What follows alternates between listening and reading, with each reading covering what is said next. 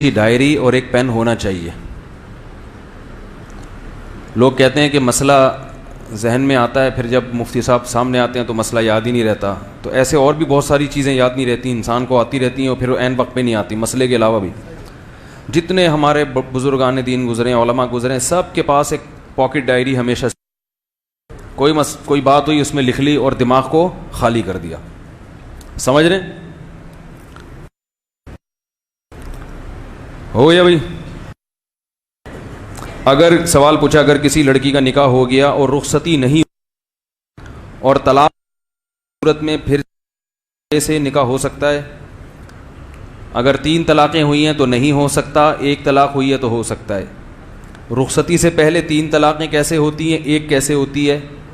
رخصتی سے پہلے اگر کسی نے بیوی کو کہا کہ تمہیں 3 طلاقیں تو تینوں ہو جائیں گی، اب دوبارہ نکاح نہیں ہو سکتا. لیکن اگر کسی نے رخصتی سے پہلے بیوی کو کہا تمہیں طلاق ہے طلاق ہے طلاق ہے تو پھر 1 طلاق ہوگی. اس کی وجہ یہ ہے کہ جب بیوی کو کہا تمہیں طلاق ہے تو جیسے ہی طلاق ہے کہا، بیوی پہ طلاق پڑ گئی اور عدت ہے نہیں رخصتی سے پہلے، تو یہ طلاق رجعی نہیں ہوتی. رجوع کا حق ختم، یہ طلاق ہے بائن، تو عدت بھی نہیں ہے. تو 1 دفعہ کہتے ہی وہ عورت اجنبی بن گئی. لہذا جب دوبارہ کہا طلاق ہے تو اجنبی عورت کو طلاق بولو بھائی نہیں ہوتی.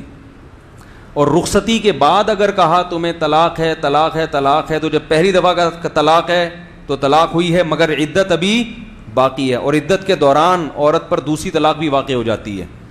لہذا کہا دوسری دفعہ کہا تمہیں طلاق ہے تو دوسری ہو گئی، تیسری مرتبہ کہا تمہیں طلاق ہے تو تیسری ہو گئی. مسئلہ سمجھ میں آیا؟ رخصتی اگر نہیں ہوئی ہے تو پھر بیوی سے یوں کہا تمہیں 3 طلاقیں تو پھر تینوں ایک ہی وقت میں واقع ہو جائیں گی. اور اگر کہا تمہیں طلاق ہے طلاق ہے طلاق ہے تو پہلی دفعہ میں نکاح ختم اور عدت بھی ہے نہیں، تو دوبارہ جب کہے گا تو وہ بیوی پہ جا کے لگے گی نہیں، کیونکہ وہ کسی بھی لحاظ سے اس کی بیوی رہی نہیں ہے. تو 1 ہی طلاق سے نکاح ختم ہو جائے گا. اور جب 1 طلاق سے نکاح ختم ہوتا ہے تو دوبارہ نکاح کا اختیار ہوتا ہے بھائی. دوبارہ سے مہر کے بعد نئے سر مہر سے دوبارہ نکاح کرنا پڑے گا، مگر آئندہ پوری زندگی صرف 2 طلاقوں کا اختیار رہے گا شوہر کے پاس، کیونکہ 1 وہ دے چکا ہے پہلے. سمجھ میں نہیں آ رہی بات؟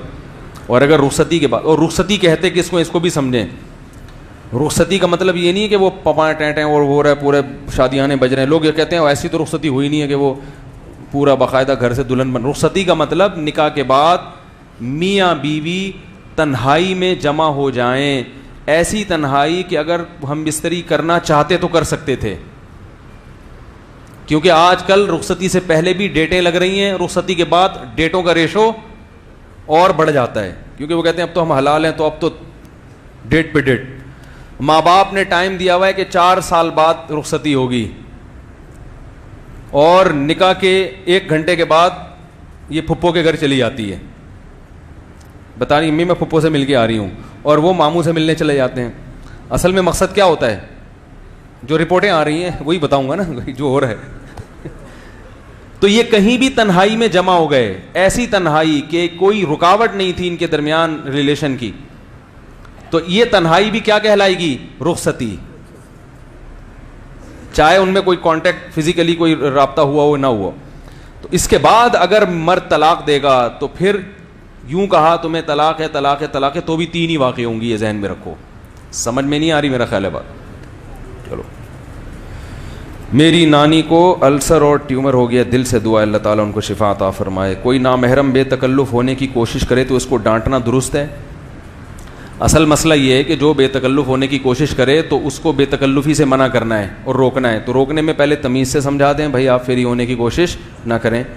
دوبارہ سمجھا دیں، پھر بھی ہو رہی ہے تو 30 مرتبہ نمبر بلاک کر دیں. ڈانٹنے کی ضرورت کیا ہے؟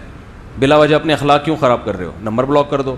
اور اگر کسی وجہ سے نمبر بلاک کرنا ممکن نہیں ہے، اول تو ایسا ہوتا نہیں ہے، ممکن نہیں ہے، تو پھر آپ ڈانٹ دیں اس کو. بولے محترمہ آپ سے کہا ہے کہ میں آپ کا کچھ بھی نہیں لگتا، ٹھیک ہے نا؟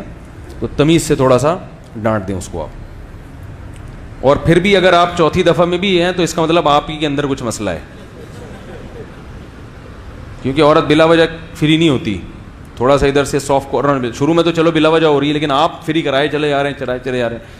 تو آخرت میں جب اللہ کو جواب دینا ہے، یاد رکھو جس کے سامنے موت ہوتی ہے نا وہی گناہ سے بچ سکتا ہے اس زمانے میں، بلکہ ہر زمانے میں، ورنہ انسان اپنے نفس کو تسلی دینے کے 10 بہانے ڈھونڈ لیتا ہے.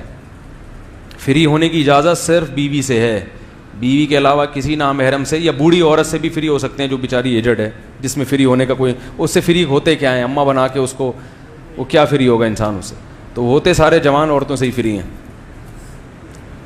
کیا ملک کی افواج کو برا بھلا کہنا صحیح ہے؟ ہر بات میں حکومت کو بلیم کرنا صحیح ہے؟ سوالیہ نشان ہے. حکومت کی اپنی افواج کو برا بھلا کہنا درست نہیں ہے، کیونکہ اس کا فائدہ آپ کو نہیں ہوگا. کس کو ہوگا؟ دشمن کو ہوگا. آپ کے پاس ایک سیکیورٹی کے لیے گارڈ رکھا ہوا ہے، آپ نے فرض کریں میں نے گارڈ رکھا ہوا ہے، میں ہر وقت بولتا ہوں الو کا پٹھا، یہ بے غیرت، تو دشمن کہیں گے کہ تمہارا تو سالا گارڈ ہی ٹھیک نہیں ہے. میں ہمیشہ اپنے گارڈ کی تعریف کروں گا، اس میں کوئی فالٹ بھی ہوگا میں کہوں گا یار بندہ بڑا خاندانی ہے، کیونکہ میرے پاس اس کے علاوہ کوئی آپشن، بولو بھائی، اگر کوئی برائی ہوگی تو میں اس کو جا کے آرام سے کہوں گا بھائی ذرا علاج کراؤ اپنے زکام کا، ہر وقت سب کے سامنے چھینکتے رہتے ہو، اور بھی کچھ بیماریاں ہیں جو میں بتا نہیں سکتا، کچھ بھی ہو سکتی ہیں. تو اگر فوج میں کوئی برائی ہے تو اصلاح کی نیت سے، خیر خواہی کی نیت سے اس کو ہائی لائٹ کرنا تاکہ خامیوں کی اصلاح ہو، یہ تو درست ہے. بالکل اس کو ایسا بنا کے پیش کر دینا کہ 2 نمبر ہیں، منافق ہیں، تو اس سے آپ کو نقصان ہوگا، آپ کو فائدہ ہونے والا نہیں ہے. جبکہ ہماری آرمی میں پازیٹیو چیزیں نیگیٹو سے زیادہ ہیں. دفاع بہرحال آرمی ہی کر رہی ہے، ہمیں بچانے والی کون ہے؟ دیکھو ماں باپ کے احسانات زیادہ ہوتے ہیں تو ان کی خامیوں کو انسان کیا کرتا ہے. ایک کوئی آئے نا میرے پاس، میرے ابا ایسے، میرے ابا، میں نے کہا جنا تجھے تیرے ابا نہیں ہے چاہے وہ جیسے مرضی ہوں، تیری اماں جیسی مرضی ہوں، جننے والی تجھے تیری اماں ہی ہیں. بچپن میں اپنی چھاتی سے نہ لگاتی، تجھے تحفظ نہ دیتی، عیدی سینٹر میں پڑا ہوا ہوتا، تو اب جیسی مرضی ہیں تیرے اوپر اس کے احسانات ہی ہیں. تو بھائی ہمارے ملک میں آرمی ہی ہے جس کی وجہ سے پاکستان بچا ہوا ہے، اور پاکستان کے تو دشمن ہے نا اس وقت دنیا میں، بڑے خطرناک ترین دشمن ہے جو کھا جاتے ہمارے ملک کو اگر آرمی نہ ہوتی.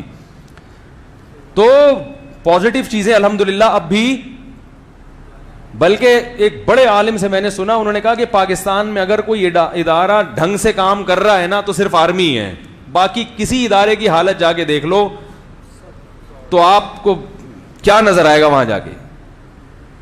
بہت ساری خرابیاں ہیں آرمی میں، لیکن باقی تمام اداروں سے اگر کمپیئر کیا جائے، اگر اپنے بچے کو آپ نے سدھارنا ہو، ہاں آرمی میں لبرل لوگ بھی بہت ہیں، بعض دفعہ مذہب کا بیڑا غرق ہو جاتا ہے، کچھ ایسا آفیسر آ جاتا ہے جو مذہب دشمن ہوتا ہے، وہ پھر بیڑا غرق کر دیتا ہے.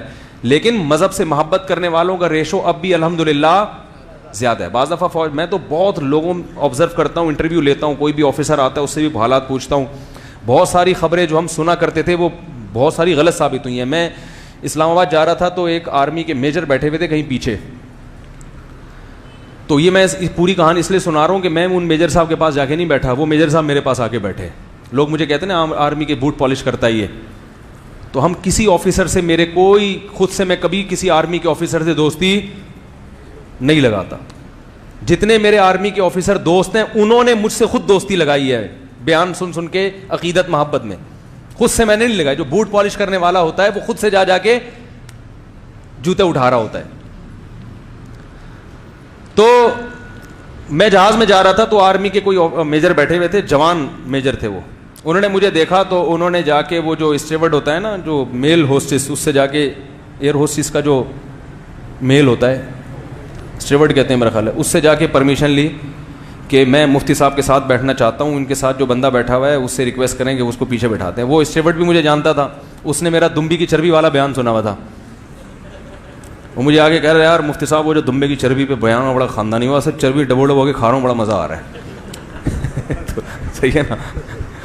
تو وہ جو ہے وہ پائلٹ نے، وہ جو آرمی کے کیپٹن تھے، انہوں نے کہا میں آپ کے ساتھ آ کے بیٹھنا چاہتا ہوں. تو وہ بیٹھ گئے. وہ ان کو ہم نے اس سے ریکویسٹ کی کہ آپ پیچھے بیٹھ جائیں. تو انہوں نے کہا یار بڑا اچھا 1.5-2 گھنٹے کی گپ شپ لگا لیتے ہیں، آپ کے بیانات سنتا ہوں. تو میں نے پھر بہت ساری چیزیں اسے کلیئر کی. میں نے کہا یہ جو پروجیکٹ ہو رہا ہے سندھ میں پانی لانے کے لیے آرمی جو بچھا رہی ہے, لائنیں بچھا رہی ہے نا, ادھر جائیں آپ پانی کی نکاسی کے لیے فوجی لگے ہوئے ہوتے ہیں, یہاں حیدرآباد کی طرف جائیں نا. تو میں نے کہا آپ کیا کر رہے ہیں؟ کہہ رہے ہیں میں اس پروجیکٹ میں کام کر رہا ہوں. تو مجھے پتا چلا کہ اچھا یہ ان سے اس پروجیکٹ کے بارے میں پوچھتا ہوں کہ آرمی نے اس میں کتنا پیسہ لیا ہے. سمجھ میں نہیں آ رہی بات. ٹوٹل اپنا خرچہ کر رہی ہے. انہوں نے کہا کہ سندھ گورنمنٹ نے کراچی کا بیڑا غرق کرنے کا چونکہ فیصلہ کر لیا تھا تو فوج نے ایکشن لیا ہے کہ یہ پروجیکٹ ہم شروع کریں گے اور کراچی کو پانی, بولو بھائی, پہنچائیں گے. اور اس پروجیکٹ میں کام کرنے والا بندہ میرے ساتھ بیٹھ کے مجھے بتا رہا ہے, یہ اخباروں کی خبریں نہیں بتا رہا آپ کو. میں نے کہا اچھا یہ جو آپ بائی ایئر آ رہے ہو جا رہے ہو لاہور, سوری اسلام آباد نہیں, لاہور کے تھے وہ, لاہور جو بائی ایئر آنا میں بھی لاہور جا رہا تھا, اسلام آباد نہیں, لاہور جو آپ بائی ایئر آنا جانا ہے اس کا ٹکٹ بھی آرمی دیتی ہوگی. کہہ رہی اللہ کی قسم اپنے پیسوں سے آ رہا جا رہا ہوں, ہمیں فوج نے کام دیا ہے وہاں جا کے آپ کو کام کرنا ہے, آنے جانے کا کرایہ آرمی مجھے نہیں دے رہی. میں نے کہا یار مشہور تو یہ ہے, یعنی مجھے بہت حیرانگی ہوئی سن کے. میں نے کہا بھائی قسم اٹھا, کہہ رہے اللہ کی قسم آرمی نہیں, مجھے جہاز کا ٹکٹ آرمی نہیں دے رہی. ممکن ہے ٹرین ورین کا دے رہی ہو, کہہ رہے جہاز میں خود جا رہا ہوں. تو بہت ساری چیزیں ادھر ادھر سے ہم نے سنی ہوئی ہوتی ہیں اور ایک مائنڈ بنا کے بیٹھ جاتے ہیں. جب آپ گہرائی میں جاؤ گے تو آپ کو پتا چلے گا کہ آرمی میں ابھی بھی الحمدللہ پازیٹیو چیزیں, میں نہیں کہہ رہا نیگیٹیوٹی ہے ہی نہیں, ایسے ایسے لوگ بھی ہیں, ظالم بھی ہیں. وزیرستان میں جو آپریشن ہوا ہے اس میں ان پٹھانوں پہ ظلم بھی ہوا ہے. ایسے ایسے آفیسر کی تشکیل ہو گئی وہاں پہ جنہوں نے وہاں ظلم کیا. اس ظلم میں ہم ان لوگوں پر اگر کسی آرمی کے آفیسر نے ظلم کیا ہے تو ہم اس ظلم کو کبھی حلال قرار نہیں دے سکتے. لیکن اس سے پوری آرمی کو آپ برا بھلا کہنا شروع کر دیں اور ہر ایک کو آپ برا بھلا کہنا شروع کر دیں تو یہ غلط ہو جائے گا. آپ کا دفاع کرنے والی بھی کون ہے؟ آپ کی دفاع کرنے والی بھی فوج ہے. تو فوج میں آفیسر ہوتے ہیں, یحییٰ خان بھی گزرا ہے فوج میں اور ضیاء الحق بھی گزرا ہے, ٹھیک ہے نا. تو بڑا فرق تھا دونوں میں. ضیاء الحق نے افغانستان میں رشیا کو لوہے کے چنے چبوائے اور ان میں افغان مجاہدین نے بھی جنگ لڑی, ان کا بھی بڑا کردار ہے. ایٹم بم بنانے میں بھٹو کا جہاں کردار ہے ضیاء الحق کا اس سے بڑا کردار ہے. ایک صاحب مجھے سعودی عرب کی برائی میرے سامنے کرنے لگے, سعودی عرب ایسا سعودی عرب. میں نے کہا آپ پاکستان جو ایٹمی طاقت بنا ہے تو اس کی پشت پہ اگر سعودی عرب کا ہاتھ نہ ہوتا تو پاکستان ایٹم بم, بولو بھائی, یہ سعودیہ کی وجہ سے ہم ایٹمی طاقت بنے ہیں. کیا ہو گیا؟ اب لوگوں کو یاشی نے وہ بادشاہ نے یوں کیا, بادشاہ نے یوں کیا. اب کیا ہے, دنیا میں کوئی حکومت دودھ کی دھلی بھی نہیں ہوتی, لیکن سعودی عرب پاکستان کا دوست ہے. تو دوستوں میں اگر کوئی خامی ہوتی ہے, آپ کا بیٹا اگر چرسی ہیروئن شروع کر دے تو آپ یہ تھوڑی کہ اس کو محلے میں بدنام کرنا شروع کر دو, بولے ہے تو میرا بچہ. تو سعودی عرب نے پاکستان کو بچانے میں بہت بڑا کردار ادا کیا. اور اب سعودی عرب اگر بچا ہے تو کس کی وجہ سے؟ پاکستان کی وجہ سے بچا ہوا ہے. اب پاکستان آرمی کی وجہ سے بچا ہوا ہے. تو اس لیے اپنے دوست کون ہیں, آپ کے دشمن کون ہیں, ہمیں اس کو پہچاننا چاہیے, پھر وہ رکھ کے فیصلہ کریں. دوستوں کی خامیوں کو چھپایا جاتا ہے. سمجھ میں نہیں آ رہی میرے خیال بات. تو بہت ساری چیزیں آرمی کے بارے میں غلط مشہور ہوئی ہیں. ایک دفعہ میں ایک جگہ تو بیٹھا ہوا تھا, ایک صاحب نے کہا میرا بچہ فوج میں گیا ہے تو بڑا متکبر بن کے آیا ہے, نہ باپ سے بات کرتا ہے تمیز سے, نہ ماں سے بات کرتا ہے, عجیب. تو میں نے بیان میں بھی یہ بات, اس وقت تجربہ نہیں تھا, بعض چیزیں ہم سنتے تھے, ہم سمجھتے تھے بڑی مستند ہے, تو بیان میں بھی میں نے کہا دیکھو بچے فوج میں جا کے متکبر ہو جاتے ہیں. تو میں نے پھر 2-3 آرمی کے آفیسر سے میں نے یہ بات کی, انہوں نے کہا 100% غلط ہے. 100% فوج میں کبھی بھی بڑوں کے ساتھ بدتمیزی, وہ اس بچے میں کوئی تکبر کے الگ سے سافٹ ویئر انسٹال ہوئے ہوں گے جو اس نے ایسا کیا ہے, ورنہ ایسا سکھایا نہیں جاتا. اور میں اپنے والد صاحب کو جانتا ہوں, میرے والد صاحب نیوی میں تھے, تہجد گزار تھے, جہاز میں 3 سال میرے والد صاحب نے امامت کرائی ہے, داڑھی فوج میں آ کے رکھی ہے والد صاحب نے. نہیں آ رہی میرا خیال بات. تو بڑی عزت تھی والد صاحب کی نیوی میں, اس لیے کہ وہ حافظ قرآن تھے, دیندار تھے. تو ہم نے تو دیکھا ہے فوج میں جو داڑھی والے ہوتے ہیں, دیندار ہوتے ہیں, ان کی عزت ہوتی ہے. لیکن کوئی کبھی کبھار ایک سرپھرا آ جاتا ہے, جو تو ہر فیلڈ میں ہوتے ہیں ایسے آڑے ترچے لوگ. اوور آل ماحول برا نہیں ہے. اکثر فوجیوں کو ہم نے دیکھا ہے کہ فوج کے آفیسرز کو بھی, کہ اصل میں فوج کی ترتیب ایسی ہے کہ اس میں انسان دین کی طرف اس کے لیے آنا آسان ہے. ہم سنتے تھے فوج میں شراب کباب بہت ہے. فوج میں شراب کا ریشو باقی ہمارے جو شعبے ہیں نا ان کی نسبت سب سے کم ہے. ارے جو فوج کے جو آفیسر 20 گریڈ سے اوپر کے ہوں گے نا, ان کو جمع کریں, آپ دیکھیں ان میں کتنے لوگ شراب پیتے ہیں. اور جو ہماری بیوروکریسی میں دوسرے جو 20 گریڈ سے اوپر کے ہوں گے اس کو جمع کریں, ان میں 99% آپ کو شرابی ملیں گے. ان میں آپ کو شرابی, بھائی کسی چیز کو کمپیئر کیا جاتا ہے تو اسی لیول کے لوگوں سے کیا جاتا ہے نا. کیا ہو گیا بھائی؟ دیکھو آپ اپنی بیوی کو دیکھنا چاہتے ہو کہ کتنی دیندار ہے, تو آپ اس زمانے کی عورتوں سے کمپیئر کرو گے یا ازواج مطہرات سے کمپیئر کرو گے؟ ارے بھائی آپ اپنی بیوی کو بولو کہ نبی کی بیویاں اتنی قناعت گزار تھیں کہ 40 دن گھر میں چولہا نہیں جلتا تھا پھر بھی صبر کیا انہوں نے, کھجور پہ گزارا کرتی تھی, اور ایک تم روزانہ پراٹھے کھلاتا ہوں پھر بھی تم ناشکری کرتی ہو, تو یہ عقل کی بات ہوگی؟ کیا ہو گیا بھائی؟ وہ کہے گی بھائی تم بھی تو اپنے آپ کو نبی سے کمپیئر کرو نا. تم اپنے آپ کو کبھی ستار بھائی سے ملا رہے ہو کہ ستار تو روٹی نہیں کھلاتا, میں تو روٹی بھی کھلاتا ہوں. غفار سے ملا رہے ہو کہ دیکھو اس کی تنخواہ 10,000 میری 15,000. تو تم اپنے آپ کو ستار اور غفار سے ملا رہے ہو, تو مجھے بھی ستار کی بیوی اور غفار کی بیوی سے کمپیئر کرو کہ وہ تو پردہ نہیں کرتی, میں پھر بھی پردہ, وہ تو اپنی ساس کو پوچھتی نہیں ہے, میں تو تمہاری ماں کے پاؤں دباتی ہوں روزانہ. سمجھ میں نہیں آ رہی بات؟ تو آرمی کے جو آفیسرز ہیں جس گریڈ کے ہیں, گورنمنٹ کے اسی گریڈ کے دوسرے آفیسر سے آرمی کے ان آفیسرز کو آپ کمپیئر کریں تو آپ کو ان میں انسان کے بچے زیادہ نظر آئیں گے. ان میں خال ہی کوئی انسان کا بچہ نظر آئے گا آپ کو. سمجھ میں آ رہی ہے بات؟ کہیں آپ کو چراغ لے کے دیکھیں گے تو کوئی آپ کو 20-21, وہ بھی یونیورسٹیوں کے پروفیسر جو ایجوکیشن سے جن کا تعلق ہے وہ تھوڑے سے سلجھے ہوئے نظر آئیں گے. باقی تو آپ کو ایسا نظر آئے گا کہ آپ الامان واللفیظ. تو ہم آرمی کے آفیسرز کو ملا رہے ہوتے ہیں تبلیغی جماعت کے بزرگوں سے کمپیئر کر رہے ہوتے ہیں کہ حاجی عبدالوہاب صاحب تو تہجد میں اتنا, اور ہمارا چیف آف آرمی اسٹاف کو تو ہم نے کبھی تہجد پڑھتے ہوئے, یعنی اس طرح کی ہماری سوچ ہوتی. تو آرمی میں عیاشی کا ریشو دوسرے جو محکمے ہیں ان محکموں کی نسبت سب سے کم ہے. یہ بہت اہم ٹاپک ہے, اچھا ہوا مجھے بولنے کا موقع ملا اس پر. سب سے کم ہے.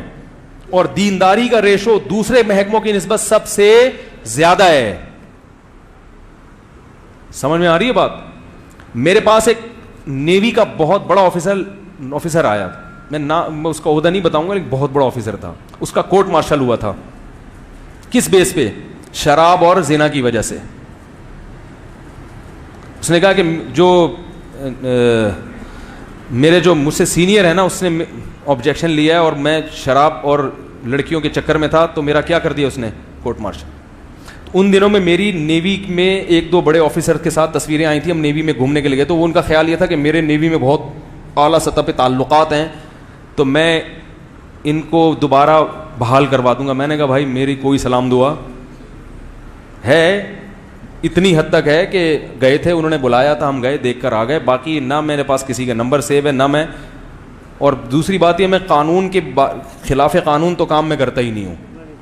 اور باقی وہ ہماری کون سا سنیں گے, وہ کہیں گے ہم نے آپ کو تھوڑی سی عزت دے دی, بلا کے یہاں نیوی کے جہاز واز دکھا دیے, تو اس کا یہ مطلب تھوڑی کہ آپ فوج کے داخلی معاملات میں ٹانگ اڑانا شروع کر دیں. تو لیکن اس سے مجھے یہ پتا چلا کہ ان کا کورٹ مارشل کس بیس پہ ہوا تھا. تو پتا چلا کہ آرمی میں شراب زنا یہ آفیشلی الاؤ, بولو بھائی, نہیں ہے. اگر آفیسر ایکشن لینا چاہے تو ماتحت کو شراب کی بیس پر فوج سے نکال سکتا ہے وہ. ہاں قانون کی زد سے بچ کے اگر کوئی شراب پیتا ہو, جیسے بہت سے قانون بنے ہوئے ہیں, لیکن بعض آفیسر اپنے اختیارات کا ناجائز استعمال کر کے قانون کی زد سے کیا ہوتے ہیں, وہ اپنے آپ کو بچا لیتے ہیں. کوئی ثبوت نہیں ہوتا یا کوئی اور بہت سارے طریقے ہوتے ہیں. تو لا نہیں ہے آرمی میں, شراب کی اجازت نہیں ہے. ضیاء الحق کے دور میں آرمی میں شراب پر, اگر کوئی آرمی کا آفیسر شراب پی رہا ہے تو وہ آرمی کی اجازت دینے کی وجہ سے نہیں, وہ اس کا اپنا, وہ خود کرپٹ ہے. جیسے بہت سارے, شراب تو پاکستان میں الاؤ تھوڑی ہے لیکن پھر بھی بہت سے لوگ پی رہے ہیں. یہاں تک سمجھ میں آ گیا؟ باقی میں کہتا ہوں کہ اگر پھر بھی آرمی میں کوئی خرابی ہے تو آرمی میں جو بچے جاتے ہیں نا وہ یہیں سے جاتے ہیں. تو اچھے لوگوں کو بھیجو گے تو اچھے لوگ آرمی میں اونچی سطح پہ جائیں گے, اچھے فیصلے کریں گے. برے لوگ جائیں گے تو, جب دیندار لوگ, اچھے خاندانی لوگ صبح و شام آرمی کو برا بھلا کہہ کے اپنے بچوں کو اس سے بچائیں گے تو پھر کرپٹ لوگ جائیں گے. تو پھر اچھے لوگوں کو وہی بات ہے کہ ایک آدمی نے مجھے کہا وہ لاہور کورٹ کے ہائی کورٹ کے جج نے اتنا غلط فیصلہ کیا ہے تو میں کیا کروں. میں نے کہا رونے سے کچھ نہیں ہوگا. آپ کے کتنے بچے ہیں؟ اس نے کہا اتنے بچے. میں نے کہا ایک بچے کو ارادہ کرو کہ لاہور کا ہائی کورٹ کا جج بناؤ گے, اس کو پہلے سے سکھا دو تاکہ وہ بچہ صحیح فیصلے کرے. تو وہ ایک ندیم شاد ایک شاعر ہے انڈیا کا, ندیم شاد جو ہے نا انڈیا کا بڑا زبردست شاعر ہے, نوجوان لڑکا ہے بالکل, جونیئر ہے بھی, اتنا سینئر نہیں ہے. اس کا ایک بڑا اچھا شعر ہے, وہ اللہ کرے مجھے جلدی سے یاد آ جائے. اس نے کہا کہ اللہ کرے یاد آ جائے جلدی سے یار, کہ مر جانے سے کیا ہوگا, کچھ یاد ہے کسی کو؟ صبح و شام پڑھتا ہوں وہ شعر, ذہن سے ہی نکل گیا. مر جانے سے کیا ہوگا, اس پہلا مصرع نہیں آ رہا. وہ باہر اس کا خلاصہ بتا دیتا ہوں شعر کا کہ بھائی کہ جو ہے نا اسباب اختیار کرو, مر جانے سے کیا ہوگا. جینے کے کچھ ایسے جینے کے اسباب اختیار کرو, مر جانے سے کیا ہوگا. تو وہ مرنے سے کچھ نہیں ہوتا میرے بھائی, رونے سے کچھ بھی نہیں ہوتا. تو آپ اسباب اختیار کریں, اگر کوئی خامی ہے تو آپ کو کس نے روکا, جاؤ آرمی میں, اچھی اچھی پوسٹوں پہ جاؤ, اچھے چیف بھی آئے ہیں آرمی میں اور غلط چیف. اچھا یہ بھی ایک بات آپ کو بتا دوں کہ یہ جو کہتے ہیں نا آرمی کا چیف یہودی ایجنٹ ہے, یہ وہ لوگ باتیں کرتے ہیں جو آرمی کے معاملات کو جانتے نہیں ہیں. چیف آف آرمی اسٹاف کی سلیکشن کے لیے سب سے پہلے یہ دیکھا جاتا ہے کسی کا ایجنٹ, بولو بھائی, نہ ہو. آرمی میں چیف محب وطن نہ ہو, یہ نہیں ہو سکتا, وہ جا ہی نہیں سکتا وہاں تک. لا ایسا بنا ہوا ہے, قانون ایسا بنا ہوا ہے کہ جو یہودی ایجنٹ ہوگا, کیونکہ آرمی میں ایک ایک فوجی کو اتنا زیادہ ٹریس کیا جاتا ہے, اتنا زیادہ کنگالا جاتا ہے اس کو, کہ بہت زیادہ انویسٹیگیشن کی جاتی ہے. آپ سلیکشن, آپ کا انڈیا سے ایک چکر لگ کے آیا نا, آرمی میں آپ نہیں جا سکتے, حالانکہ آپ اپنی پھپھو سے ملنے گئے ہو.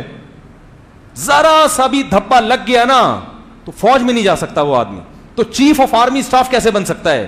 تو یہ باتیں ہوتی ہیں کہ جو ہے وہ فلاں یہودی ایجنٹ ہے. ہاں یہ ضرور ہے کہ کچھ مذہب کی طرف مائل ہوتے ہیں اور کچھ مذہب سے باغی ہوتے ہیں. تو ذاتی طور پر جو مذہب کی محبت رکھتے ہیں وہ اس طرف آ جاتے ہیں, جو باغی ہوتے ہیں وہ دوسری طرف چلے جاتے ہیں. جلدی مکمل کر لوں. مذہبی لوگ کہتے ہیں کہ مولوی شلوار قمیض کا کہتے ہیں, حالانکہ شلوار قمیض میں قابل لوگ ان پڑھ لگتے ہیں اور پینٹ شرٹ میں ان پڑھ لوگ بھی قابل لگتے ہیں. جو آدمی قابل ہوگا وہ شلوار قمیض میں بھی قابل لگے گا, جو قابل نہیں ہوگا وہ پتلون میں بھی قابل, وہ بات سے پکڑا جائے گا, بات کرے گا پکڑا جائے گا وہ. تو شلوار قمیض اچھی سی ہو, ایسا نہ ہو کہ چٹی بنیان میں گھوم رہا ہے انسان, تمیز کی ہو, اس کے اوپر ویسٹ کوٹ ہو, بہت اچھا لگتا ہے آدمی. اگر ہم سنت کے مطابق حلیہ بنائیں تو لوگ کہتے ہیں یہ دکھاوا کر رہے ہیں. کہنے دے لوگوں کو. تیمور بھائی کی زوجہ ہسپتال میں زیر علاج, دل سے دعا اللہ ان کو شفا عطا فرمائے. مجھ سے غسل کب فرض ہوتا ہے, یہ ایک یوٹیوب پہ کلپ موجود ہے, وہ سن لیں, مفتی طارق مسعود, اور غسل کے مسائل وہ آ جائے گا. گناہ کبیر ہو جاتے ہیں, اس گناہ کی تلافی توبہ بھی کریں اور کوئی جرمانہ بھی رکھیں روزے یا صدقے کا. مفتی صاحب آپ سے درخواست ہے کہ ایڈمن سے کہیں بیان اسی وقت پر اپلوڈ کریں. کبھی میں نے ان کو بولا ہے کہ بھائی بیان ٹائم پہ اپلوڈ کیا کرو, بول کے تھک گیا. مفتی صاحب کیا سمندر میں ڈوبنے والا شہید کہلاتا ہے؟ ہاں. مفتی صاحب کیا مغرب کے وقت قرآن پاک کی تلاوت کرنا جائز ہے؟ بالکل جائز ہے. مفتی صاحب کیا جمعے کے دن قبرستان جانا سنت نہیں ہے, جائز ہے. آپ کے 3 سال سے بیان سن رہا ہوں, آپ کے بیان بہت ثواب, بہت اچھا لگا. اللہ تعالیٰ نے کوئی سوال نہیں پوچھا, مکھن لگایا. اصال ثواب کا صحیح طریقہ کیا ہے؟ اصال ثواب کا صحیح طریقہ ہے کہ اجتماعی سطح پہ کوئی مجلس نہ کی جائے, اپنے طور پر اخپل طریقے سے کوئی صدقہ کرے, کوئی بھی نیکی کرے, تلاوت کرے تو میت کو ثواب پہنچایا جا سکتا ہے اخپل طریقے سے. 5 وقت کی نماز کی قضا ایک وقت میں جی کر سکتے ہیں. مفتی صاحب مولانا طارق جمیل صاحب میرے خواب میں 2 سے 3 مرتبہ آئے ہیں اور مجھ سے مخاطب بھی ہیں, اس کا کیا مطلب ہے؟ ان کے بیان سنا کریں. الٹے ہو کر لوٹ سونا کیسا ہے؟ مکروہ عمل ہے, ناپسندیدہ عمل ہے. رخصتی میں دلہن کے اوپر قرآن کے سائے کی شرکیہ ایسے کوئی شرعی حیثیت نہیں ہے, بس تھوڑا سا اسے بتایا جاتا ہے کہ انسان کی بچی بن کے رہنا. اس میں جو لکھا ہوا ہے کہ الرجال قوامون علی النساء, مرد شوہر کا مقام تم سے 1 درجہ زیادہ ہے. قرآن میں بیوی اور دلہن کو سمجھایا جا رہا ہے شوہر کا مقام زیادہ ہے تو فرما برداری سے رہنا, تمیز سے رہنا, ٹھیک ہے. والد کی وفات کے بعد چھوٹا بھائی ان کے گھر میں رہائش پذیر ہے جو ان کی زندگی میں رہتا ہے, اب کیا گھر میں گھر بیچ کر باقیوں کو حصہ دے دیں؟ جی دے سکتے ہیں,